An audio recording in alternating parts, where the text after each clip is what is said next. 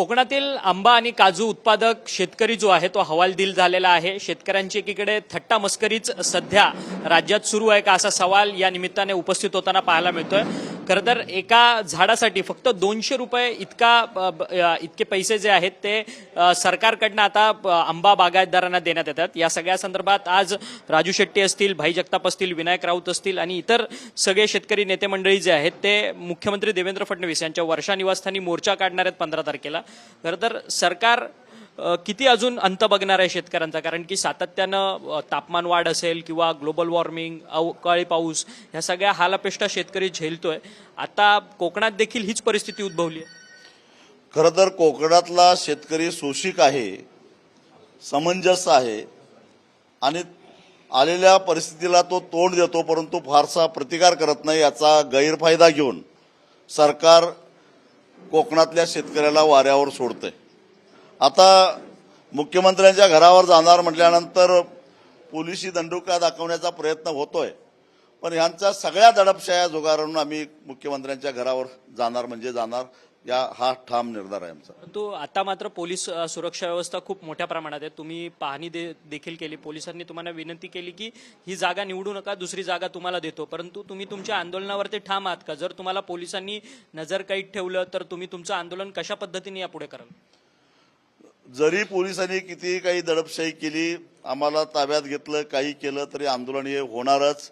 छत्रपती शिवाजी महाराजांनी गनिमी कावा आम्हाला शिकवलेला आहे आणि तो आमच्या नसानसामध्ये भिनलेला आहे। विनायक राऊत आहेत। विनायक राऊतजी, सातत्यानं तुम्ही संसदेत या सगळ्या संदर्भातला पाठपुरावा गेल्या काही अधिवेशनांमध्ये करतच होता, परंतु आता मात्र सरकार कुठेतरी थट्टा मस्करी करतंय का काजू आंबा शेतकऱ्यांची? खरं म्हणजे हा निर्लज्ज सरकारचा धिक्कार करावा तेवढा थोडाच आहे। थट्टा मस्करीपेक्षाही भिकाऱ्याला भीक जेवढी घालतात त्याहीपेक्षा कमी किंमत आज कोकणातील आंबा काजू बागायतदारांना, काजूला तर नाहीच पण आंबा बागायतदारांना फक्त एका झाडाला 200 रुपये देऊन कोकणवासियांची जी क्रूर थट्टा केली जाते, अशा या निर्लज्ज सरकारला जाब विचारण्यासाठी आणि कोकणवासियांची व्यथा त्यांच्या कानावर उघड्या कानाने घालण्यासाठी आज आम्ही सगळेच कोकणवासी आणि खास करून आमचे राजू शेट्टी साहेब आहेत, त्यांच्याबरोबर आम्ही भाई जगताप साहेब आहेत, आमचे इतर सर्व मान्यवर नेते आहेत, त्यांच्या समवेत आम्ही कोकणवासियांचा आवाज मुख्यमंत्र्यांच्या वर्षा निवासस्थानी जबरदस्त बुलंद आवाज उमटवायला जात आहोत। तर काँग्रेस नेते भाई जगताप आहेत। भाई, यांनी दोघांनी तरी शेतकऱ्यांची व्यथा मांडली, परंतु देशात काय चाललंय? खरं तर पंतप्रधान नरेंद्र मोदी एकीकडे म्हणतात की पेट्रोल डिझेलचा वापर कमी करा आणि स्वतः त्यांच्या मंत्रिमंडळातले किंवा राज्यातल्या मंत्रिमंडळातले नेते मंडळी मात्र मोठ्या संख्येनं स्वतःच्या कॉन्वॉयमध्ये वाहनांचा ताफा घेऊन फिरतायत। कुठेतरी सामान्य नागरिकांना गृहीत धरलं जात आहे का आत्ताच्या या सगळ्या प्रकरणात? 2014 पासून सर्वसामान्य हा गृहीतच धरलेला आहे, आज नव्हे। म्हणजे देशाच्या पंतप्रधानांनी जुमलेबाजी करायची आणि स्वतः जगभर फिरायचं, त्याचा फायदा देशाला किती झाला ह्याचं मूल्यांकन कधीही झालेलं नाही। अजून होऊ द्या ना।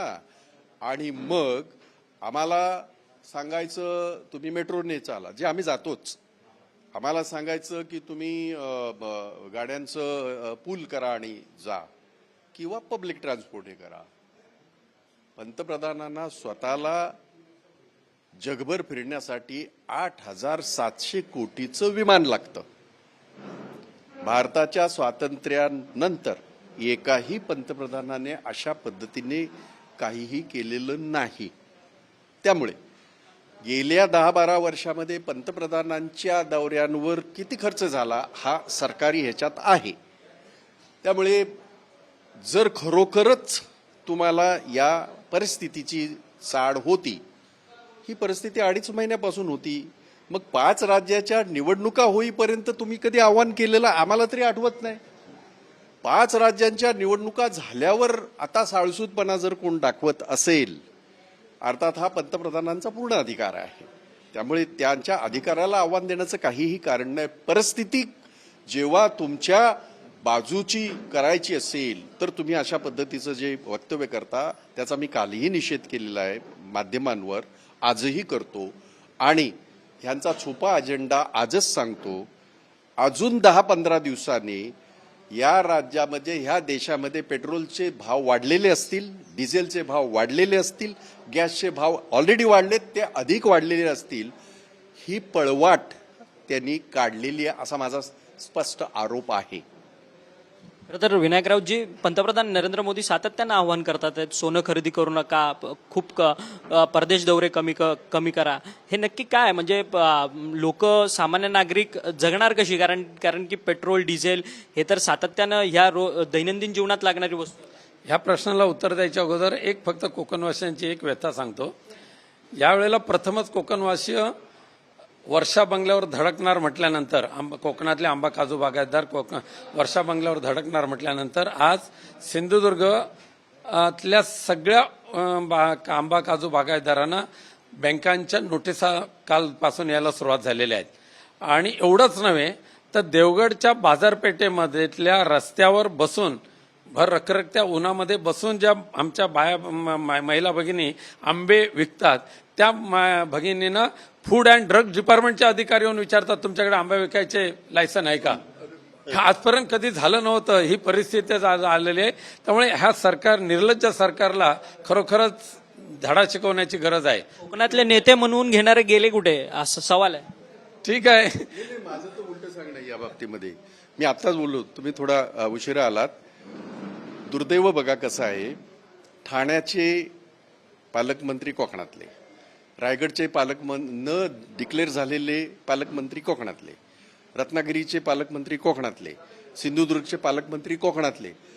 आणि हे सगळं असताना यांच्यापैकी एकाचीही हिंमत झाली नाही की आंब्याच्या झाडाला, आमच्या हापूसच्या आंब्याच्या झाडाला 220 रुपयाची भीक देत असताना यांच्यापैकी एकानेही त्या कॅबिनेटमध्ये किंवा सभागृहामध्ये आवाज उचललेला नाही. आम्ही उचलला, त्याच्यानंतर हे 22,000 झालेले आहेत, ते पण यांनी काय याच्या खुशीमध्ये दिलेले नाहीत. आणि म्हणून आम्ही स्वतः बागायतदार आहोत, म्हणजे आम्ही इकडे पांढरे कपडे घातले आणि येथे बाकीच्या भाषणं केली म्हणजे आम्हाला कोकणातलं अर्थकारण कळत नाही असं कोणी गैरसमज करून घेऊ नये.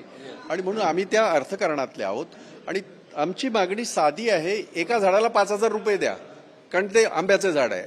आणि हापूस जगभर माहिती आहे, तो फळांचा राजा आहे. आता त्या फळांच्या राजाला जर तुम्ही भीक देत असाल तर मग आता आम्ही तुम्हाला तुमची जागा दाखवण्याचा. परंतु तोच विनायकरावजी प्रश्न आहे, कोकणातले स्वतःला कोकणातले नेते म्हणून घेणारे गेले कुठे? तुम्ही स्वतः सिंधुदुर्गातले आहात, अनेक वेळा निवडणुका लढवलेल्या आहात. आणि कोकणातले राज्यकर्ते आता गरज सर्व वैद्य मरो तशा पद्धतीने स्वतःच्या खुर्चीवर बसून मस्तीत जीवन जगतायत. मगाशी तुम्ही जो प्रश्न विचारला होता, आमच्या कोकणामध्ये एक म्हण आहे, करून करून भागले आणि देवपूजक लागले, तसं आता मोदी साहेबांचं झालेलं आहे. आमच्या खासदारांचा कोरोना कार्यकालातला दर वर्षाचा 5 कोटी रुपये विकास निधी मिळायचा वर्षाला, तो पूर्णपणे एक वर्ष बंद केला. 8,000 कोटी रुपये विकास निधी धापला आणि त्याच्यापैकी 7,700 कोटीचं ते विमान घेतलं. म्हणजे लोकांच्या गरजाचा निधी द्यायचा नाही, पण स्वतःच्या ऐषारामी प्रवासासाठी 7,700 कोटीचा विमान घेऊन फिरणाऱ्या माननीय पंतप्रधानांनी आता हा देश अदानीच्या घशात घालायचा आहे. अदानीच्या गोल्ड माईन मधून निघणारं सोनं ज्या वेळेला बाहेर येईल त्यावेळेला तुम्ही खरेदी करा, आताचं सोनं खरेदी करू नका, हे सांगण्यासाठी केलेला उपद्व्याप आहे. आता सर्वांना कळून चुकतंय.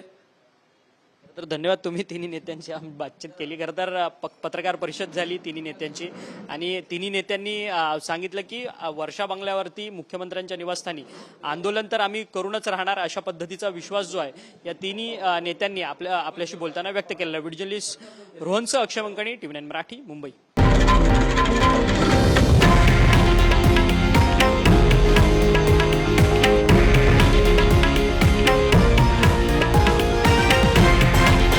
हे आहे देशातील नंबर 1 न्यूज नेटवर्क आणि आपण पाहत आहात TV9 मराठी, एकमेव.